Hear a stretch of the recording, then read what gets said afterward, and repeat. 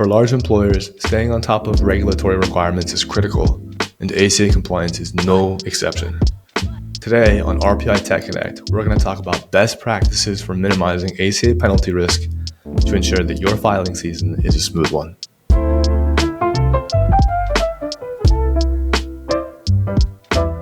This is RPI Tech Connect. Welcome back. I'm your host, Chris Airy, and today we've got a very exciting topic ahead of us, and something I hold very near and dear to my heart. That is the Affordable Care Act, also known as the ACA. Specifically, we'll be talking about the employer mandate portion of the healthcare law. It's been in effect for over 10 years now, but organizations still struggle with compliance, whether that be with reporting, making offers of coverage, or ensuring that the coverage is affordable. Today, we'll be talking about best practices for ensuring compliance and minimizing penalty risk. And to help us navigate that space, I'm pleased to welcome Wendy Delgado-King. She's a senior client experience at ADP. So, Wendy, welcome to the show. Hey, Chris. Thanks so much for having me. I'm excited to be here sharing insights on ACA compliance. Before we jump in, I'll share a little bit about myself. I've been in compliance roles my entire professional career. And yes, to age myself a little bit, that's been about 20 years or more. Let's keep it around there. I've been with ADP a little over 8 years, all of which have been within this team, the healthcare reform team, which is the part of ADP that offers that proactive ACA solution.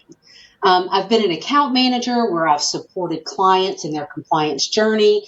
I was a project manager where I focused on strategic business initiatives and business growth. And then I moved into this space that's kind of a hybrid role where I focus on clients and their experience and relationships, along with the business and process improvements. Before we get into anything further, I just want to give a quick disclaimer that I'm not providing legal advice. This isn't the final word on today's topic or any type of political opinions. And before anyone takes actions on what I'm going to say today, I would advise that you consult with your legal counsel. Thank you for that, Wendy. And just a little bit of experience you have, it sounds like. Just a tiny bit. I also think that was the first time we've had a legal disclaimer on RPI Tech Connect, so that's a milestone for us. I appreciate you making that clear. I think a great place to start with our discussion today would be to talk about the employer mandate. What does it require, and why is compliance so important? So, thanks for taking it easy on me, right out the bat. That's not a loaded question at all. Right. I mean, I'm sweating already. No, I'll start by saying the ACA is an IRS regulation, and just like any employer tax regulations, the ACA should be treated with the same respect, attention, and urgency that you would treat those regulations. So something important that I want to say before we even dive any deeper. But in a nutshell, the employer shared responsibility provisions, which are also called the employer mandate, requires that applicable large employers, or ALEs, which are those companies that have 50 or more full-time and full-time equivalent, to provide coverage that is affordable, provides minimum essential coverage, and meets minimum value requirements for 95% of their full-time employees. For an employee to be considered full-time, they need to work 30 hours or more per week. The ACA includes penalties for employers who don't offer health insurance coverage or who don't offer that coverage that meets certain standards to eligible employees.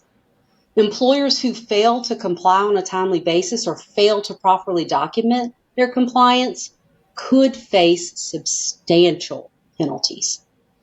Adding to that complexity of the ACA legislation are that there are varying states that have their own reporting requirements.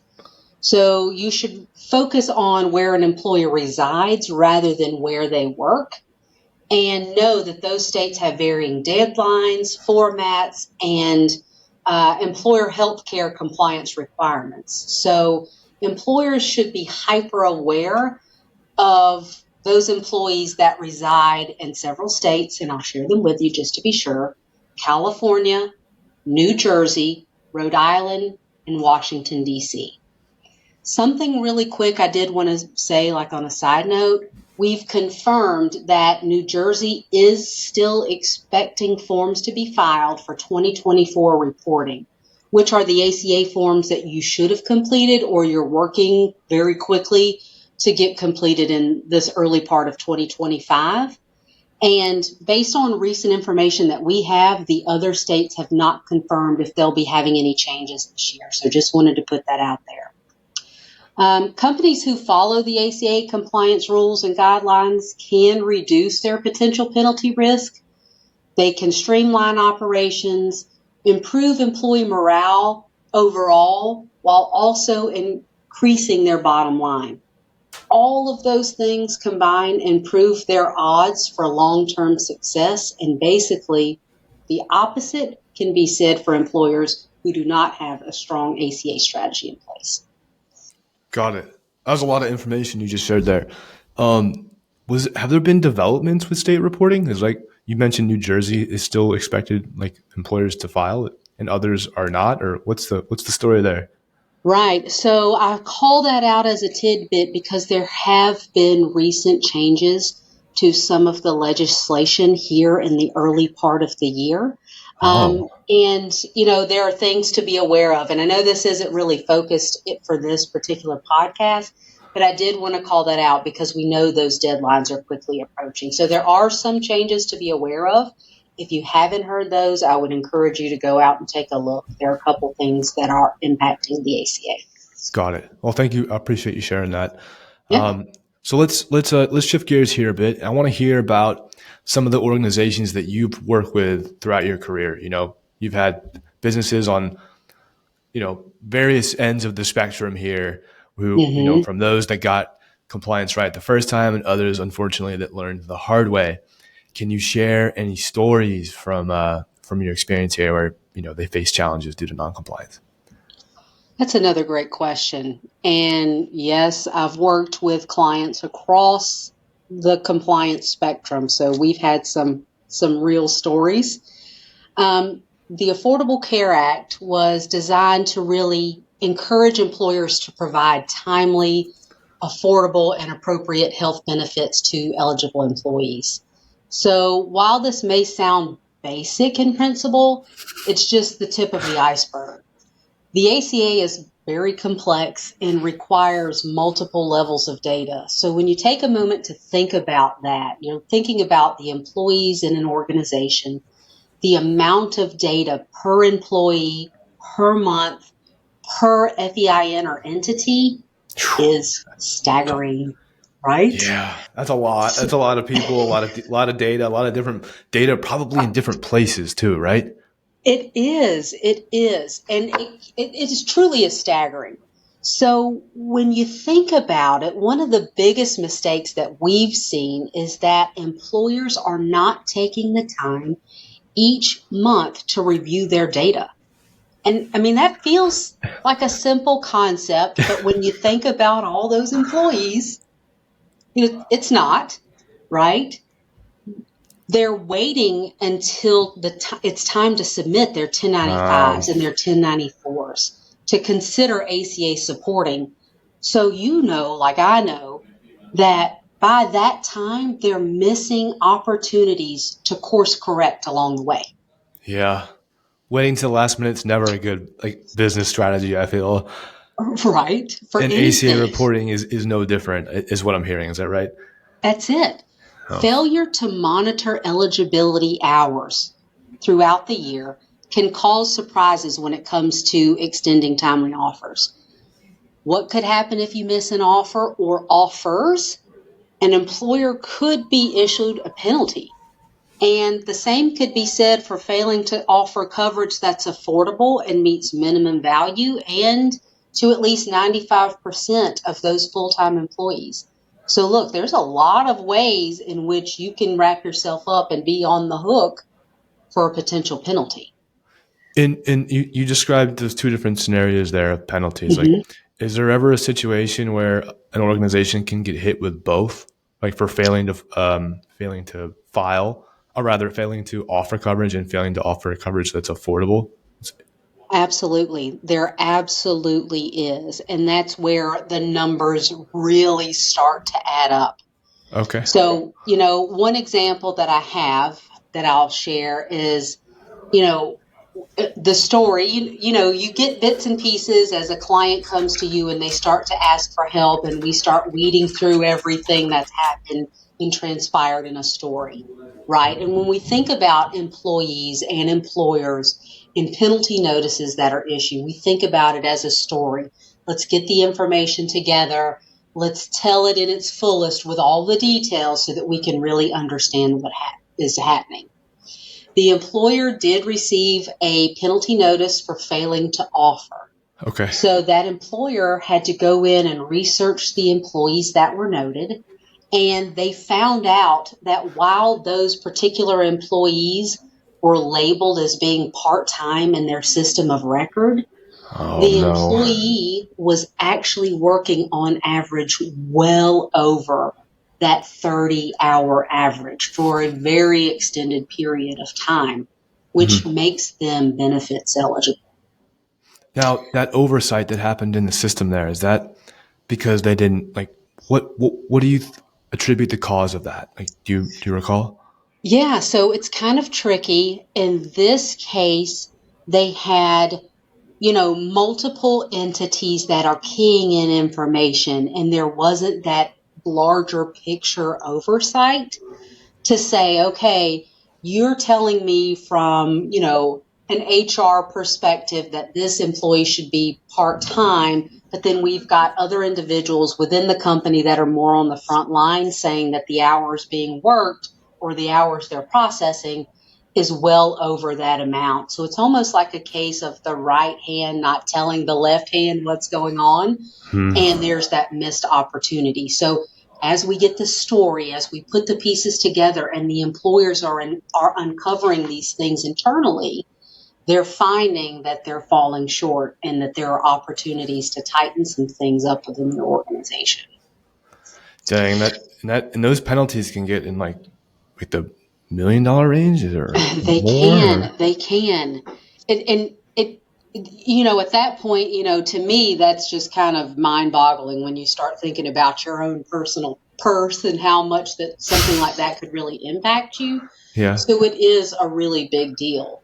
And for this employer, long story short, they walked away knowing that they needed to implement some checks and balances within their organization. So they did have some tough lessons. And I think there's something I want to note here, and it's because penalties are typically assessed with a 2-year lag time. Typically, Okay. employers are making decisions today that will impact them and that they will have to substantiate and pay for potentially in the future. So it's a big deal. So, like, if I'm hearing you correctly here, if an organization is filing for 2024 information now, there's a chance that they wouldn't, if they filed incorrectly or their information contained information that showed that they didn't make an offer that was affordable or to an employee who was actually full time, that they could be hit with a penalty upwards of 2 years from now. At least, at Okay. least. So it's something that, you think you file it, and even after the 2-year mark for anything 2024 and prior, you could be on the hook for several years down the road. So that is something to be aware of. Some Okay. of those changes that I talked about earlier change some of the rules for that. And again, another reason to go out and take a look. But just know that the decisions you make today can come back around and impact you later. I And feel like another, that's. Oh, go ahead. Go ahead. no, well, I was going to say, you mentioned penalty and the amount. I have another example as recent as of last week that, we had a client that actually received a request for payment for an A penalty, which Oh. is that penalty for failing to offer affordable minimum value coverage to at least 95% of their full-time employees. That client didn't have a copy of the original notice of penalty. So they didn't have a copy. Oh. It didn't get to the right person. We don't know pieces of that story, but they didn't have it. So they didn't respond. They didn't craft anything. They didn't reach out to the IRS. So what happened was they received that request for payment. So now we've kind of escalated. If you think about penalties in the process, you have this notice that's kind of like jarring or can be alarming and kind of send you on a tailspin. Yeah. And then you've got this request for payment where you're starting to feel the escalation because it's telling you what's due, right? So the penalty, let me make sure I'm following you here. So the correspondence started with, "Hey, we believe that you didn't offer coverage that was adequate or to the right people for right. X tax year. You have an opportunity to show or support that you did otherwise." And then they lost that correspondence, and then they got a follow-up letter that said, "You need to pay us now." Is that right? Yes. So it's this request for payment. And so I'll break this down for you. We're going to do a quick little calculation here for what they got. Yeah. So for their case, for what we're going to talk about today, what we saw, they had 3,000 employees in particular FEIN that they were having to consider. So just think 3,000 employees, kind of a small number for what we deal with here. Sure. But 3,000 is a decent amount. Yeah. And if we just take, just for simple math, let's take tax year 2025 penalty amount. Again, without getting into the details, that's $2,900 per person. So if you multiply $2,900 by the 3,000 employees by 12 months, because for this particular request for payment, they did not offer minimum essential coverage all 12 months. So we're going to multiply that by that 12. They could be on the hook for over $8 million. Wow. Yes. What a nightmare. It is. It is. That's a lot of money. So when they got that, what kind of course correction can you take at that time? Do they just have to pay it? Yeah, so we're actually working with them again to see what options they have. Here internally, we have a team that handles a review process. They go through and look at all the data that you have in place. They help formulate a response with the information that you as the employer have on file. So we're in the midst of all those steps. But, there's some opportunities to, again, try to help mitigate down if you have the information to support the story. In this case, it doesn't look like they do, so they're potentially on the hook for that. So, at that point, it's, those decisions that you made years ago are now back to haunt you. They are, and it's crazy to think about how quickly that small population of 3,000 employees has now, come to this dollar amount. That's a tough situation to be in, and I'm sure that unfortunately they have to learn the hard way. Yes. I guess it's better to learn late than never. True. So on the flip side, though, we heard about this situation where they didn't offer the coverage. They got hit with a 12-month penalty for their full-time staff. Mm-hmm. What kind of stories can you share with us about organizations who have approached ACA compliance the right way, and what about their approach made them successful? Sure. So, that's kind of a scary story we talked about, and it's not, the norm. The majority of the clients that we see, they may need some support, right? But for the most part, if you have a team or you've got a strategy in place, you're going to succeed or have to make just minimal adjustments. So for us, there's some common things that we see in those organizations that succeed in compliance. And that could mean that they have expertise in-house, or they're partnering with the vendor and they're working together on that strategy. It could be that the employer, has that relationship and they've gotten penalties, but they've worked through because they've kept a close watch and they have a lot of data that can kind of help go and mitigate through that. In a situation where you do have an employee that may go to the exchange or to the marketplace and qualify for a premium tax credit, you have the data to support your actions and you're able to challenge any I see. potential penalty notices, like it's not always a done deal, So you know. the premium tax credit there, you mentioned that. Is that a key like piece of the puzzle here for the IRS issuing penalties to organizations for ACA compliance, like It, non-compliance rather? it is. It is definitely a trigger. So Okay. when we see those things coming through, that is typically the cause, right? So it's the trigger for that penalty and for the process that you have to go to. I, But if employers are constantly monitoring their benefit plans, they're ensuring they meet that minimum essential coverage, the minimum value, they're at that affordability threshold, the organization can really better mitigate any of the risks that do come up. Got it. You shared two things there that I really love. Mm. The first is that this trigger, the premium tax credit trigger, like knowing that information, I feel like you can reverse engineer like a strategy that works around like, okay, we know that this is what happens. Well, let's make sure that all our staff are getting offers of coverage on time, so they're not inclined to go get one from the marketplace or something. Like with that knowledge, you can create a system and process that's going to limit that kind of behavior. I would think at least. And the other part of that, what I'm hearing is that like a great way to approach ACA compliance and minimizing penalty risk is to take this like ongoing process. It's not a one and done like, tax season. It's every month you're taking a moment to review your employee data and to making sure that things look correctly and you're keeping track of hours, and it's honestly an ongoing thing. Is that right? That's right. Absolutely. But, Okay. it's almost like it's one piece of the puzzle. There are several others, like documentation, and that's Mm. detrimental. I know I've said being able to tell the story or having the data.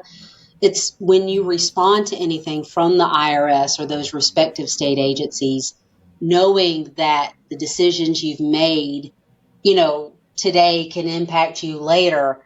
It's almost like thanking past me for keeping all those records. Thank, future me looking out or whatever. So making sure that you're able to see, retrieve, and track the actions that you've taken around your ACA strategy is like the other piece to that. So, again, being able to tell the story and tell the story through the data and what you've done. And like you said, if you're reverse engineering, you've got a plan in place where you're offering to employees as soon as they're eligible. So there isn't that question of, should I as an employee not have benefits already and let me go to the marketplace and take a look?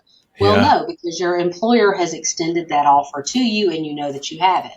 But, that, like I said earlier, that doesn't always stop, a penalty notice from being issued. You could have done everything you were supposed to as an employer and still have an employee go out to the Yeah. marketplace. It's just knowing or having that peace of mind that you've got your ducks in a row, that you could explain what happened and be able to substantiate that you did offer when you were supposed to kind of take you off the hook for that potential Yeah. penalty.